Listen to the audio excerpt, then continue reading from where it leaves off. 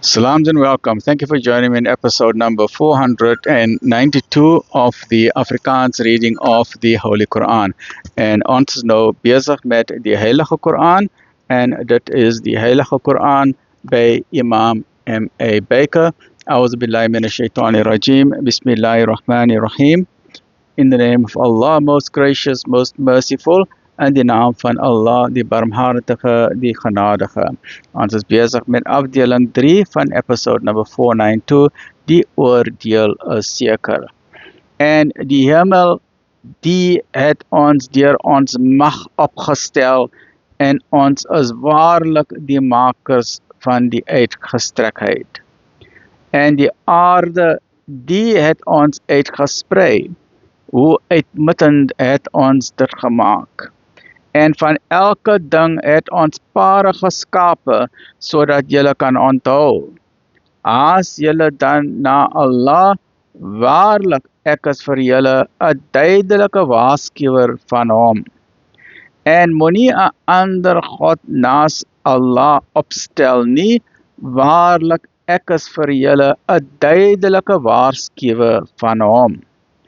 En nooit het daar 'n boodskapper tot diegene voor hulle gekom nie, of hulle het gesê 'n towenaar of 'n kranksinnige. Het hulle mekaar hiertoe aangespoor?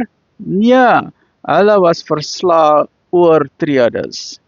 Draai daarom weg van hulle af, want u is sonder blaam. En vermaan, want die vermaning sal die gelowiges bevoordeel.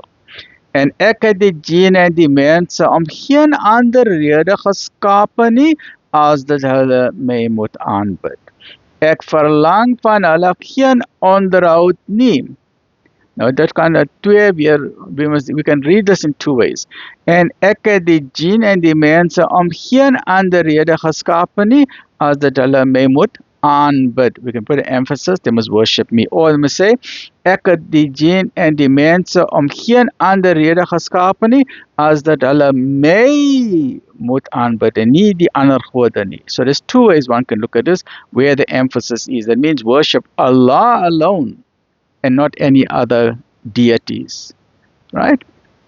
Ek verlang van hulle geen onderhoud nie, nog wens ek dat hulle my moet voed. Voorwaar, Allah is die allergrootste voorsiener, die Heer van mag, die sterke. Die lot van die kwaaddoeners is sekerlik soos die lot van hulle metgeselle.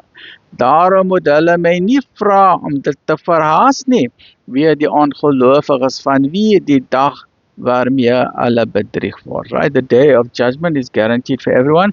And once said, no, we come to the end of Surah 51, Surah Ad-Dariyat, the winds that scatter. Alhamdulillah Rabbil Alameen. Please, man, get a copy of your free Quran today. Contact the IDM 0313046883, IPCI 0313060026, or the Muslim Judicial Council 021-684-4606, or this copy where we got it from Jones, Yunus Musadada from Musa's Insurance Brokers. Complimentary free copy from Muhammad's Hardware 012-374-6102. Lekker blij, alhamdulillah rabbil alamin.